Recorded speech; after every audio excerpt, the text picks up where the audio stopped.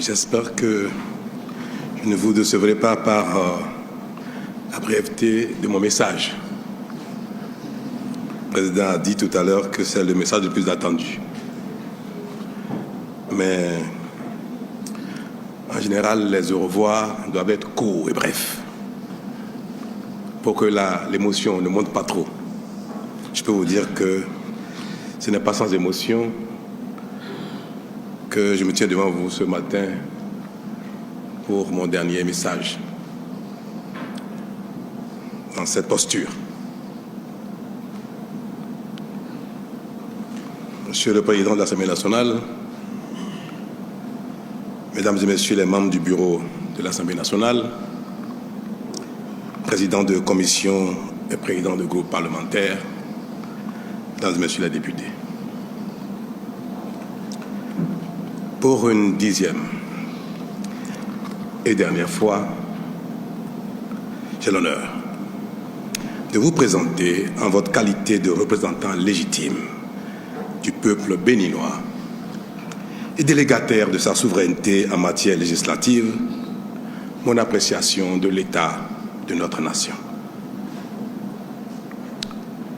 65 ans après notre accession à la souveraineté internationale, la nation béninoise, issue du regroupement des royaumes qui constituaient jadis notre actuel territoire, s'est solidement constituée et son unité s'est renforcée. La communauté nationale vit en bonne harmonie et aucune tension ethnique, religieuse ou sociale ne s'observe au point de constituer un risque pour la paix et la cohésion interne. L'intégrité du territoire national est préservée en dépit des agressions sécuritaires extérieures qui éprouvent nos forces de défense et de sécurité dans certaines localités frontalières. Mesdames et Messieurs les députés, je confirme ainsi que les fondamentaux constitutifs de la nation dont nous avons hérité sont bien préservés, voire renforcés. Pour le reste, qui relève de notre mission de construction au quotidien, en vue de l'amélioration constante des conditions de vie de nos concitoyens, l'état des lieux est aujourd'hui rassurant et prometteur, même si l'héritage n'était point confortable à l'entame de la décennie qui s'achève. Mon souhait ce matin n'est pas de dresser sur les 10 dernières années qui s'achèvent le bilan de notre action commune dans les différents domaines qui conditionnent notre développement économique et notre bien-être. Ce qui importe désormais pour nous, 65 ans après la prise en main de notre propre destin commun, c'est à mon sens la réponse aux questions fondamentales ci-après. Le Bénin a-t-il enfin trouvé la voie pour son développement? A-t-il entamé son progrès de sorte à devenir, lui aussi, un pays développé, susceptible de se passer de l'aide au développement apportée par d'autres et parfois avec mépris? Est-il un pays où l'éducation nationale, la formation technique et professionnelle, la route, l'eau, l'électricité, l'emploi, la santé, le cadre de vie durable, assaini et beau, la sécurité et la paix progressent chaque jour? Est-il un pays qui ne fait plus honte à ses enfants, mais leur apporte plutôt fierté et espoir? Un pays que d'autres admirent et envient. Autrement dit, le Bénin est-il aujourd'hui un pays où tout s'améliore jour après jour, où l'espoir est désormais permis de sorte que ce qui n'est pas encore acquis ne paraisse plus inaccessible. Honorables députés, représentants du peuple béninois tout entier, la réponse à cette question fondamentale est oui.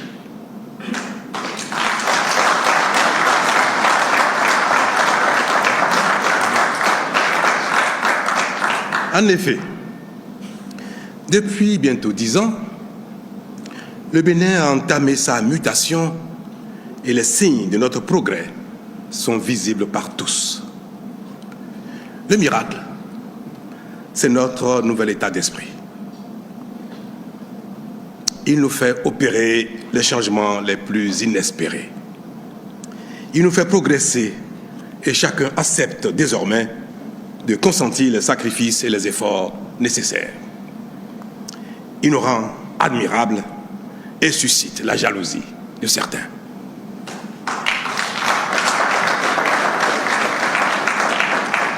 Ce nouvel état d'esprit est le résultat du courage dont a fait preuve l'ensemble des responsables politiques en charge de notre commun destin depuis bientôt 10 ans.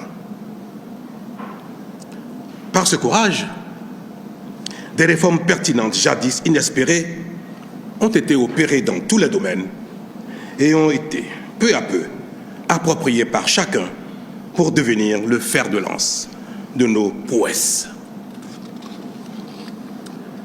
Dans le domaine politique en particulier, nous pensions, à la sortie de la conférence nationale, que la proclamation de l'état de droit, de la démocratie et de l'économie libérale suffirait pour faire de chaque acteur politique un responsable vertueux et un dirigeant compétent de bonne foi.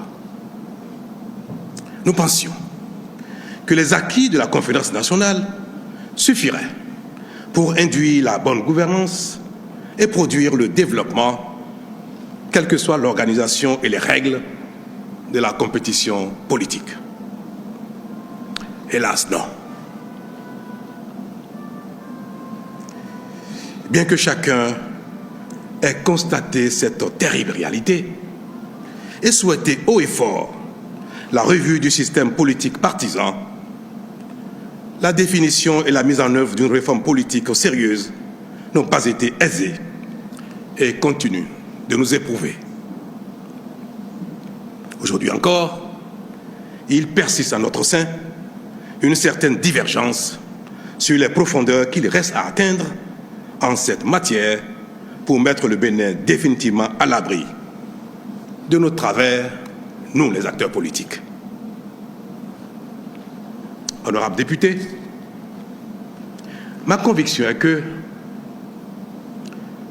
un effort qui s'avère nécessaire, mais qui est à moitié consenti, est vain. C'est pour cela que nous avons raison d'aller au bout de la réforme, de la refonte de notre modèle politique pour l'adapter à nos réalités en vue d'asseoir durablement notre développement engagé. Vous prenant à témoin, honorables députés, j'ai la conviction que les différentes réformes que nous avons opérées depuis, qu'il s'agisse de celles intervenues en 2018, 2019, 2024 jusqu'à la toute dernière, datant d'1 mois à peine, nous permettront véritablement et définitivement de mettre la démocratie au service du développement de nos concitoyens et non au service exclusif des acteurs politiques. Ainsi, diriger la nation béninoise ne doit plus être perçu comme un droit, mais plutôt comme un devoir qui requiert de la disponibilité, de la vision, de la compétence et de l'abnégation. C'est pourquoi, de plus en plus, la démocratie se définit essentiellement chez nous au Bénin comme un facteur de développement et de promotion du bien-être citoyen. Elle n'est plus un prétexte de pagaille, de corruption et d'impunité. au Bénin.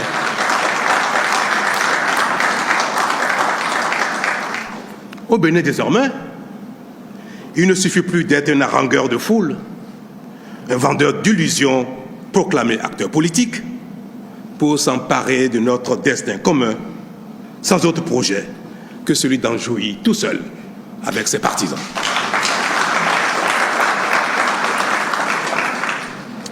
Pour nous diriger au Bénin, nous protéger, assurer notre développement et notre bien-être, il faut en être capable et le mériter politiquement. Être acteur politique ne confère plus aucun droit.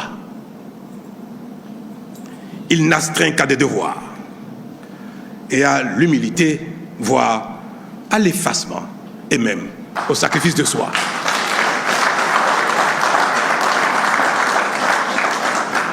Monsieur le Président, Mesdames et Messieurs les députés, si tel est l'état des lieux en ce qui concerne notre modèle de démocratie désormais au Bénin, pourquoi devrions-nous en rougir parce qu'il n'est pas la copie conforme de ce qui se fait ailleurs? Pourquoi?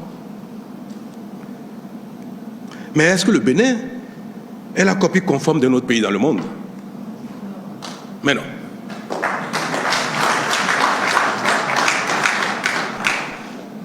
Nous sommes désormais une grande nation qui se construit jour après jour et notre modèle sociopolitique est en pleine mutation pour asseoir et renforcer notre dynamique de développement. Mais une telle transformation ne peut s'opérer sans difficulté, nous l'observons. Les incompréhensions, les résistances et même les heurts qui nous éprouvent sont inhérents à toute transformation sociétale significative.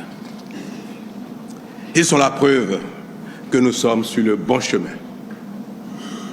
Aucune œuvre humaine n'étant parfaite, nous corrigerons et ajusterons notre modèle au fil du temps.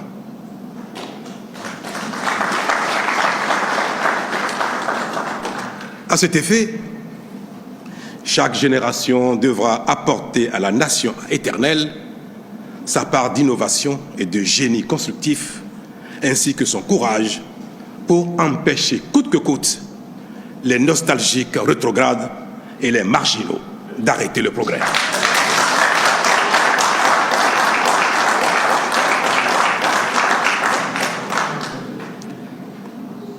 C'est en cela que je voudrais, Monsieur le Président, Mesdames et Messieurs les députés, saluer et rendre hommage à l'ensemble des forces de défense et de sécurité de notre pays.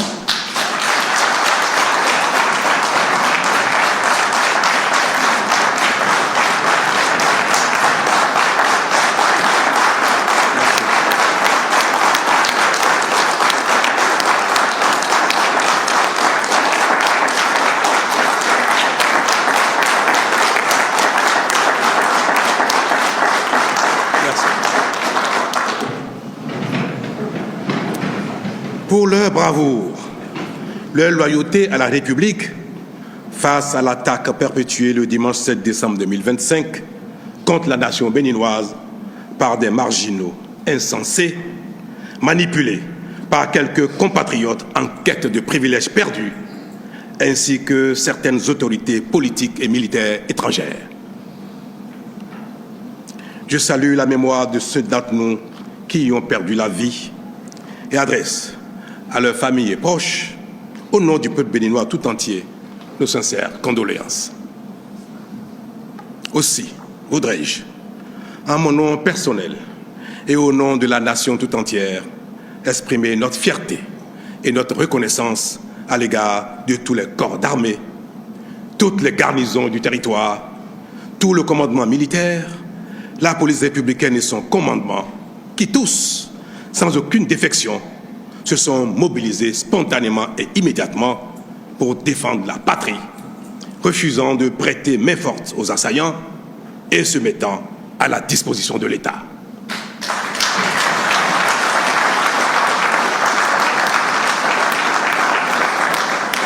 De même, j'exprime à l'égard de tous les dirigeants, de toutes les institutions de la République notre fierté et notre reconnaissance pour leur attachement à l'ordre constitutionnel tel qu'ils l'ont exprimé dans les minutes qui ont suivi l'attaque.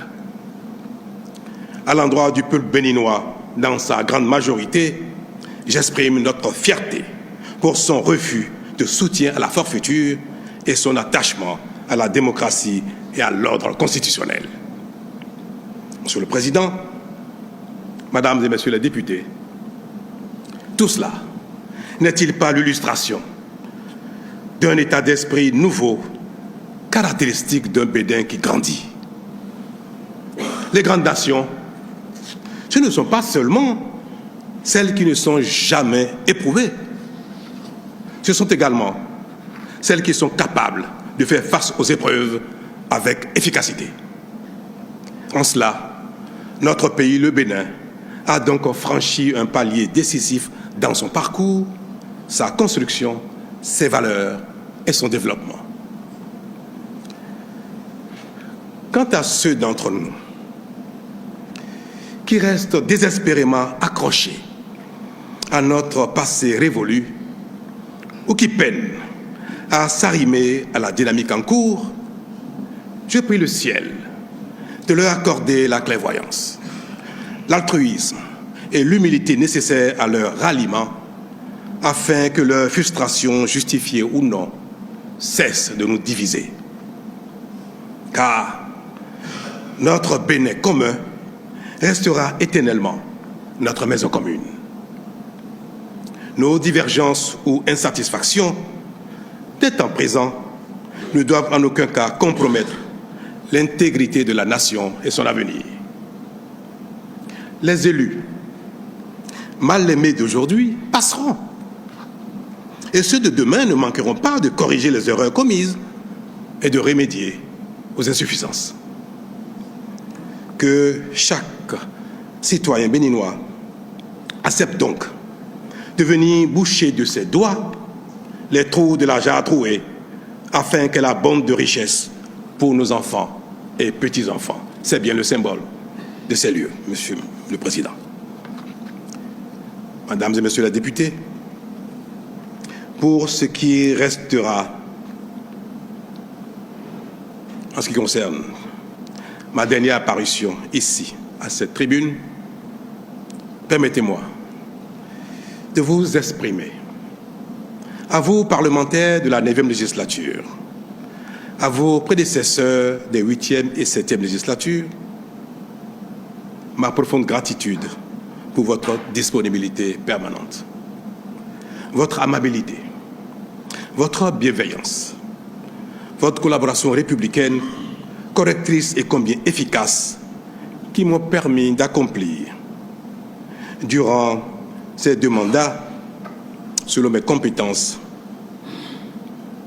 la charge, la noble mission que m'a chargé le peuple béninois, dont m'a chargé, le peuple béninois, depuis donc bientôt 10 ans. Vous prenant encore une fois à témoin, je voudrais exprimer à toutes les Béninoises et à tous les Béninois de l'intérieur et de l'extérieur, de tous les âges et de toutes conditions, ma reconnaissance infinie pour l'honneur et la confiance qu'ils m'ont fait en me confiant durant 2 mandats successifs le destin, la direction de notre beau et grand pays. Je veux leur dire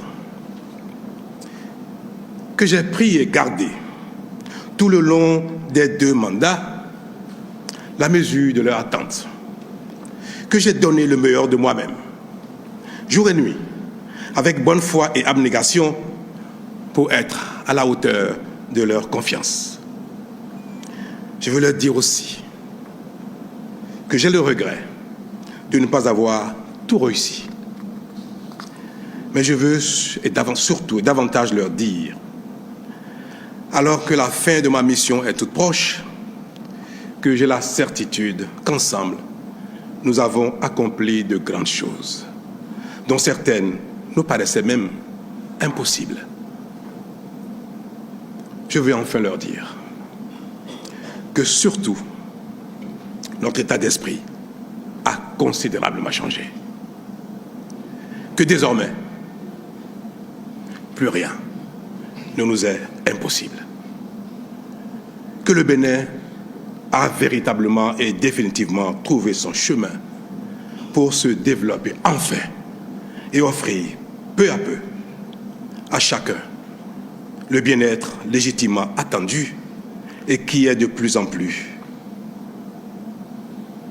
espéré, mais qui est désormais à notre portée. Le développement, le bien-être attendu depuis tant de temps par tous, Monsieur le Président, Madame et Messieurs les députés, ce bien-être, il est désormais à notre portée et nous cheminons chaque jour ensemble pour le conquérir. Monsieur le Président de l'Assemblée nationale, honorable député, bientôt, de nouveaux conseils communaux prendront le relais dans nos communes. Une nouvelle législature succédera à la présente ici, à Porto Novo. Un nouveau président de la République prendra la règne du Bénin. Tous ces changements qui s'annoncent matérialisent la dynamique de la vie et sont le symbole du renouvellement inéluctable, gage d'espérance et de progrès. Les élections générales qui, à cet effet, se préparent seront paisibles et sereines parce que chacun, quelle que soit son appréciation et son appartenance, aura compris que le seul véritable enjeu, c'est le Bénin.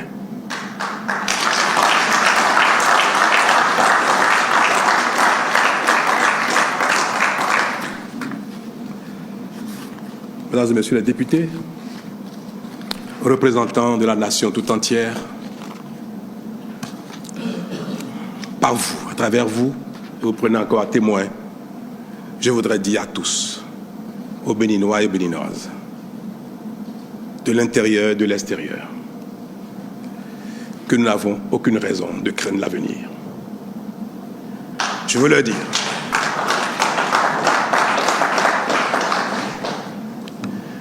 que nous avons trouvé notre chemin. Je veux le répéter.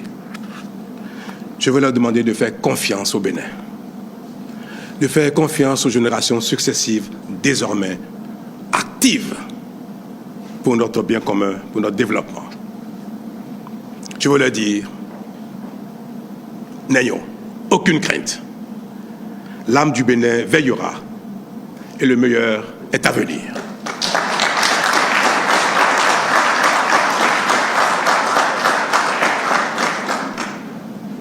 Telles sont ma prière et mes vœux pour l'année 2026 qui s'achève, ou qui s'annonce plutôt, pardon, je vais trop vite, hein. 26 n'est pas encore arrivé. Je disais donc tantôt que telles sont ma prière et mon vœu pour l'année 2026 qui s'annonce pleine d'allégresse et de réussite pour le Bénin.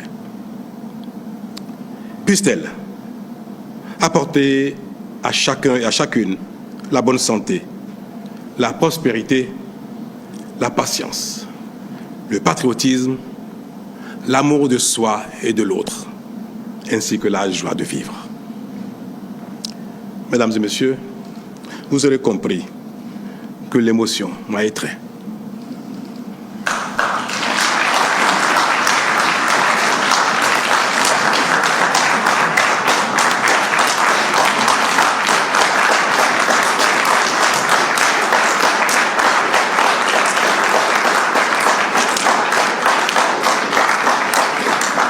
Il est difficile de se quitter quand on s'aime. Mais la grandeur de l'âme, le devoir, l'amour requiert qu'il faut savoir se quitter, savoir se dire au revoir pour laisser la place à d'autres. Je voudrais vous souhaiter à vous, à tout le monde, que bientôt, ceux qui viendront ici ou celui qui viendra ici à ma place, vous entretenir sur l'état de la nation, vous donne le sentiment que les choses s'améliorent, que le Bénin continue son chemin et que le meilleur va se goûter de plus en plus par les uns les autres. je voudrais que dans les rues de Cotonou, chez moi, ou dans un café, ou dans un bar, ou chez des amis, en regardant le prochain faire son discours d'état de la nation, je voudrais constater que dans tel ou tel domaine, les choses ont avancé, sont allées encore beaucoup plus loin que ce que nous avons fait ensemble. Je voudrais que l'âme du Bénin y veille. J'ai confiance. Et je vous invite à avoir autant confiance en notre destin commun, en notre capacité de développement, d'abnégation, d'effort. Et je prie le ciel de nous exaucer. Merci.